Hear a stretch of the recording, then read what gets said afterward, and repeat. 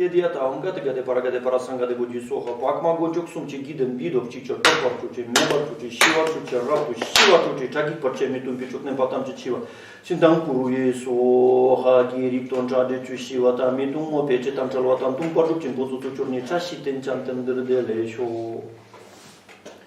Вот такой краткий текст на устранение препятствий, называется текст пражной парамиты мудрости.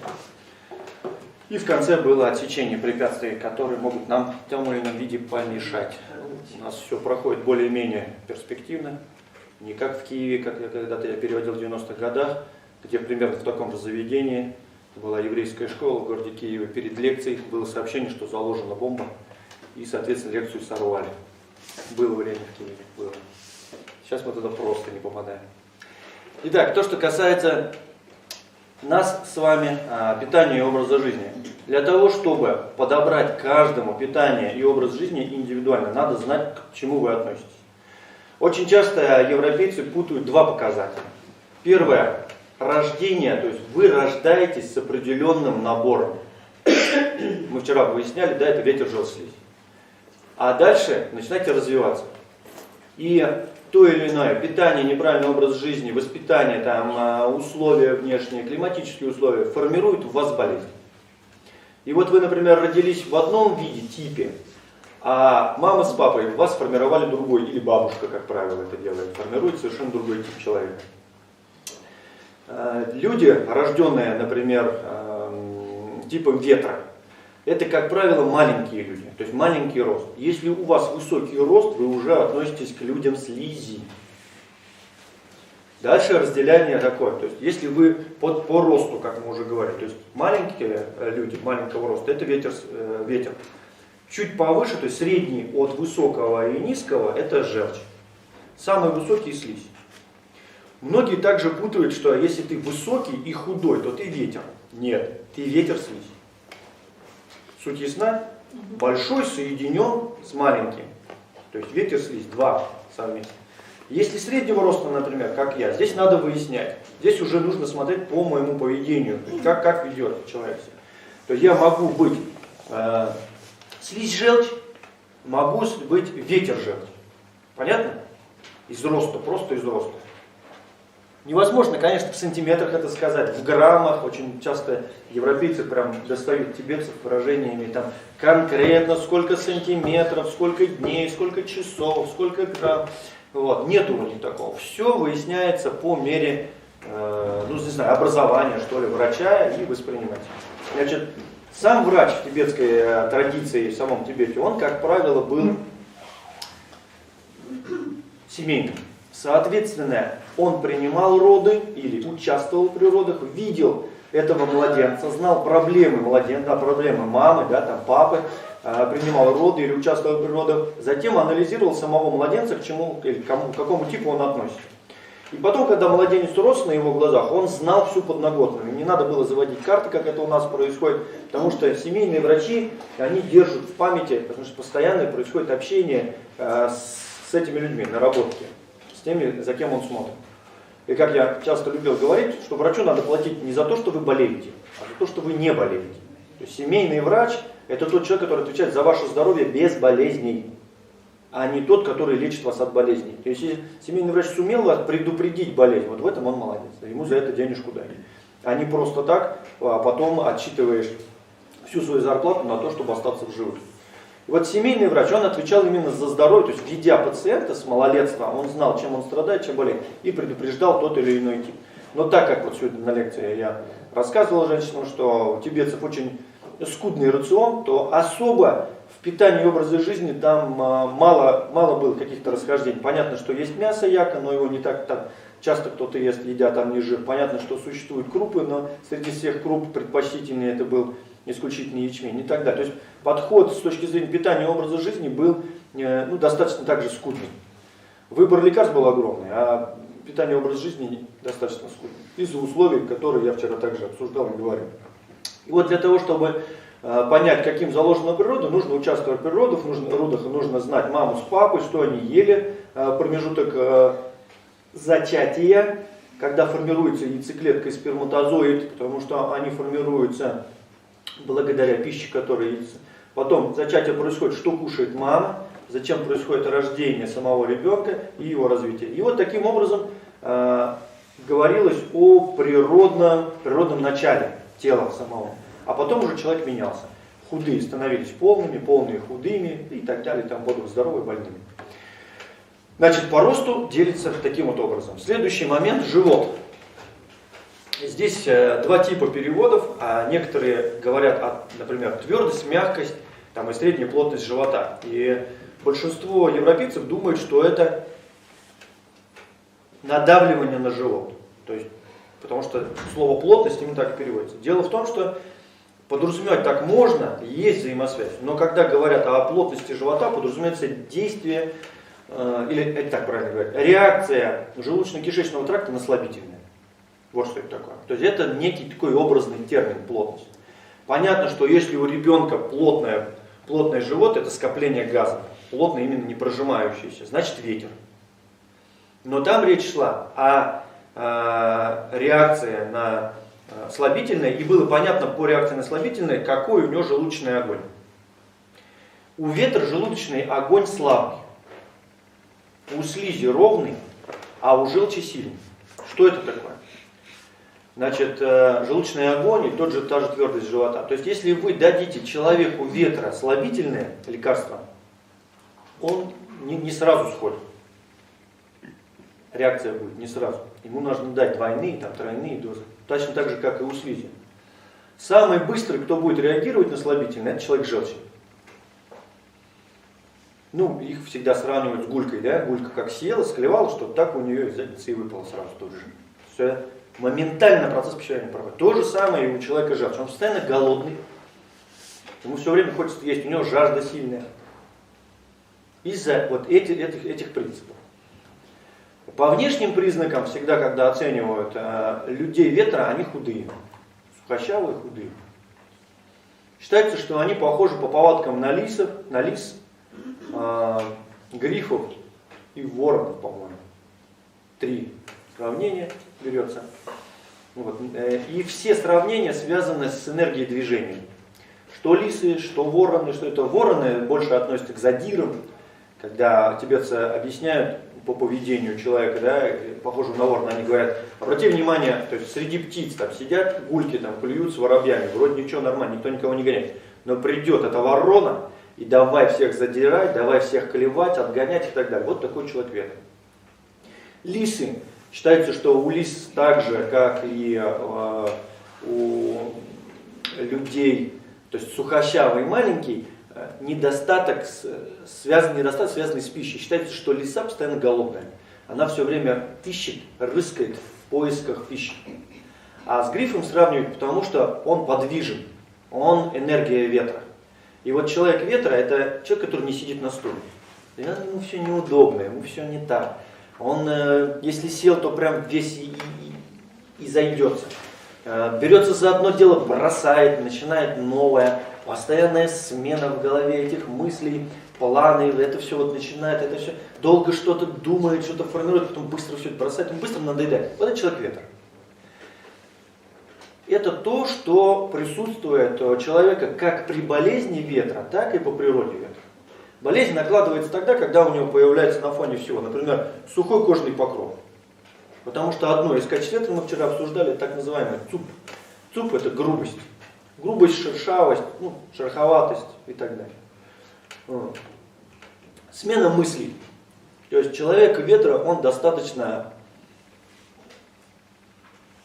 неустойчив в мыслительном процессе. Он не усидчив. Быстрая смена друзей, быстрая смена мыслей. Считайте, что они еще бедны. Это связано с тем, что ветер происходит из-за желания. А желания, они разные. То есть он приходит на рынок, он такой шопоголик, пришел на рынок, вот это ему надо. Ой, нет, это не особенно надо, но уже купил. Вот тот еще надо, вот это еще надо. Ой, да и это уже не надо, смотри, вон там еще лучше. Вот точно такая же, но с перламутровыми пуговицами. И вот они ищут, рыщут, покупают, все это. За счет этого у них много ненужного хлама. И считается, по этой причине они теряют деньги. И они бедны. Это тоже описание человека ветра. Человек желчь, это как уже выяснилось, это средний рост. Вот. Считается, что желчь дает ясность уму. Это люди острословы, это люди остроумы. По повадкам напоминают, по-моему, льва, обезьяну, тигры, что ли. Обезьяны почему-то тибетцы сравнивают именно с быстрой реакцией ума, то есть сообразительностью обезьяны. Ну, львы и тигры, нет, там не лев, тигр точно. То есть они задиристые, понятно, что это все спортсмены, они все горделивы. У них у всех поставил задачу, он ее выполнил, он там добьется выполнения этой задачи. Он гневлив, он в компании что не так начинает там не злиться, а агрессивно себя вести. Вот зляться как раз ветром. А агрессия, драка, борьба, соперничество – это как раз люди желчи. И у них один из показателей, что они любят. Раньше, например, переводили, что они любят стрелять из лука, натягивать лук. На самом деле там не стрельба из лука имеется в виду, а дух соперничества. Не натянуть лук, а попасть в цель. Они приходят в оружейный магазин, и они, может, стрелять не будут, но это оружие, они все его и смотрят, и так, и двинанут, и пулю в нее, и патрон засунут, и все посмотрят, и смотрят. Это вот специфика оружия, соперничества, борьбы какой-то. Это вот люди желчи. Люди слизи считается, что это люди, у них достаток средний. Люди слизи считаются самые продуктивные, долгоживущие. Значит, люди ветра мало еще живут.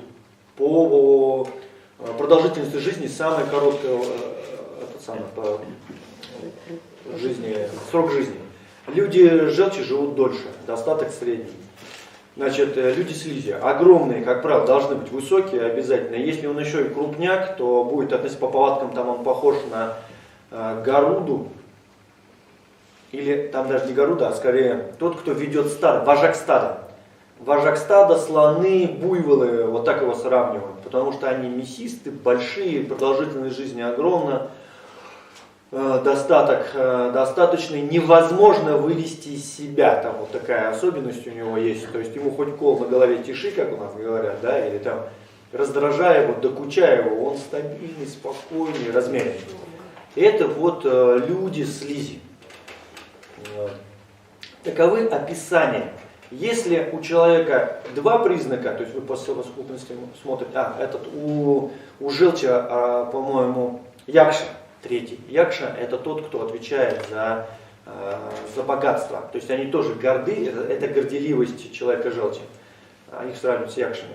Значит, самый спокойный – это слизи, достаток и долгая жизнь. Но вот это описание, которое сейчас идет, оно заключается в том, что человек таким рожден, таким закладывает его природа. Например, Вячеслав Невинный. В молодости видели, какой был Невинный? Ну, самый живой пример Невинного, да, это когда гараж он открывает у Миронова, да, и там посмотрим, понюхаем, да. Это был хорошо сложенный богатырь.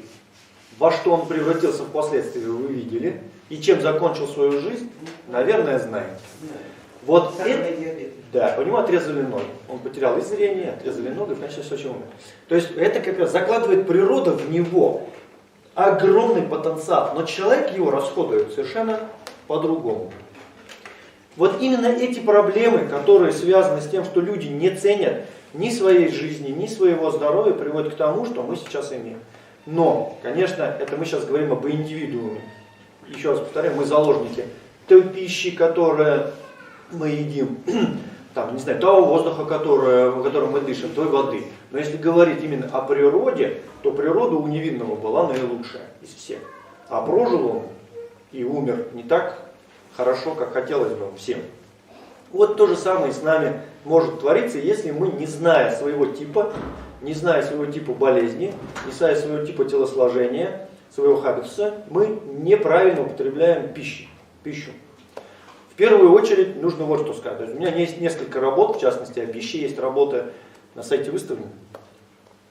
Ну, значит, есть в группе где-то выставлено, можно будет посмотреть. В Фейсбуке, если кто-то есть, может попасть в группу, зарегистрироваться и будет получать эти рассылки, будет читать то, что нужно. Значит, писал я о том, что в действительности сейчас настало время измененных продуктов. если мне не изменяет память, по-моему, в Австрии совсем недавно был зарегистрирован случай, первый, единственный случай смерти, по-моему, женщины от генетически измененного продукта. Хотя официально нам говорят о том, что эти продукты без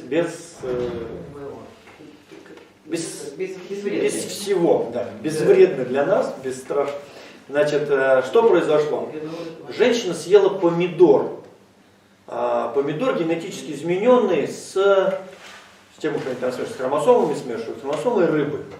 А у нее была аллергия на рыбу. И официально диагноз ей был поставлен анафилактический там шок, а умерла она при разборе всех показаний. Уважаемые друзья, добрый вечер. Еще одну минуту и прямой эфир с доктором тибетской медицины Алексеем Сумцовым состоится.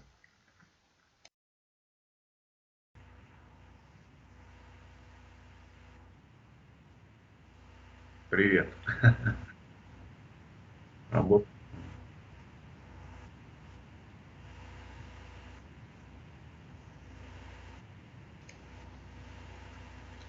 Поехали. Алексей, добрый вечер. Добрый. Спасибо, что снова уделил внимание нам. Снова много-много вопросов по поводу определения типологии тела, не знаю, типологии организма, типологии человека. Все-таки, возвращаясь к сказанному в предыдущем эфире, да, мы правильно подметили, что есть типы или типология тела, полученные при рождении, да, и типология тела, с которой заболевший приходит уже к доктору. Правильно? Это вот два разных взгляда, я так понимаю, да? Ну, с одной стороны, как 7 типов тела, и с другой стороны, как определение из 3. Но это вот... Да, здесь момент такой. Тут надо учитывать вот что. Большинство людей, даже наций и племен, вот, оценивают человека. Красота, мужская красота, она связана не с обликом, например, да. Ну, во-первых, нужно понимать, что чтобы слушатели понимали, если это можно было сделать непринужденно обычному человеку, на самом деле это и некоторые врачи не смогут сделать, потому что это крайне сложно понять свой тип при рождении. Это надо фотографии смотреть, это надо изучать, это надо задавать вопросы, ну и так далее. Только тогда можно понять, какой тип. Ну, в принципе, вес, рост, ну хотя бы 2 вот эти показателя должны быть обязательно. Ну, цвет кожи, Тибетцы в своих трактатах, к сожалению, говорят только о росте. То есть они не говорят о весе, они говорят о росте. Например, вот, кстати, путаница происходит. Люди почему-то считают, если человек высокий и худой, то это тип ветра. Это неправда. Высокий и худой по-прежнему тип слизи. Конечно. В лучшем случае это сочетание слизи и ветра. Но это тип слизи, потому что именно высокий это тип слизи. Низкий это тип ветра. Средний это тип желчи. Вот о чем идет речь. Ну, это в источниках об этом говорят. Ну, я еще раз повторяю, конечно, у нас большая проблема с переводом, но речь идет именно о росте в источнике. Отсюда и путаница возникает. Вот если взять за основу только рост и телосложение, например, маленький, совсем маленький, да, низкий и худой, это 100% ветер. Маленький и толстый, это ветер со слизью. Высокий, это точно слизь. Высокий и толстый, чистая слизь. Высокий и худой, это слизь с ветром. Просто он высокий и худой. Здорово, спасибо, что ты сказал. Я просто, может быть, ты добавишь еще по поводу желчи, людям типа ветра. Ну, ветер всегда у них описывается худощавым, низкорослым, сутулым, кожные покровы синюшные. По темпераметру они, естественно, многословны, да, или болтливы. Плохо переносят холод, особенно холодный ветер, но это связано с тем, что у них увеличится. Я для слушателей, извини, что перебью, для слушателей слушайте внимательно, потому что это как раз то, от чего, ну, то, что нужно вам сгармонизировать, если вы видите, что у вас ветер расстроенный. Если вы относитесь к людям ветра, то вам необходимо знать время подъема, накопление подъема и успокоение ветра. Естественно, необходимо знать вкусы, свойства продуктов, которые будут его пригнетать, и использовать это уже для того, чтобы гармонизировать свой ветер. При движении издают звуки, есть там такой термин, он двоякий, то есть некоторые утверждают, что они, когда идут, ногами шоркают об землю, это один тип, это Менра Баганчок мне объяснял в Агинском Дацане, а другие используют вот это выражение, значит, при движении издают звуки, говорят о том, что у них хрустят суставы. Есть два вот таких типажа. Вот. Как правило, они бедны, вот они описывают, потому что у них большое желание, страсти, и они много денег тратят на различного рода, ну, назовем это, ненужные вещи. Вот. Жизнь их коротка, потому что ветер считается, еще раз повторю, да, не лучшим вариантом. Сон поверхностный, естественно, из-за ветра. Да. Тело маленький, вот о чем идет речь. То есть это именно не низкорослые, значит, сухенькие. Любят петь, смеяться, ссориться. Петь, смеяться, ссориться, конфликтовать они любят. Вот. Охотиться или стрелять по цели. Ну, то есть они азартные, да, то есть в нашем положении. Это, там, они приводят примеры, стрелять они по цели с помощью стрел, там, да, вот, у нас это уже совершенно другой тип. Предпочитают во вкусах, то есть почему они предпочитают сладкое, кислое, горькое и жгучее, тут, конечно, двояко. Значит, смотрите, опять же, речь идет о том, что в некоторых источниках описывают совершенно другие вкусы. Почему сладкое и кислое мы можем объяснить, как, например, сладкое и кислое одно из самых, два вернее, последовательно, друг за другом, самые тяжелые вкусы, самый тяжелый сладкий, за ним идет кислый по тяжести. Вот. Почему любят жгучее, можно предположить по причине того, что ветер холодный, а в жгучем есть качество тепла. А вот почему в некоторых источниках пишут горькое, тут, конечно, можно, так сказать, заподозрить ошибку. Поэтому в источниках пишут, что некоторые утверждают, что не горькое и жгучее нужно писать, а соленый вкус. Тогда есть смысл, да, то есть сладкое, кислое и соленое — это три самых тяжелых вкуса, тогда все сходится. Но вот да, я встречал в источниках, что пишут горькое, жгучее, для себя делал пометки.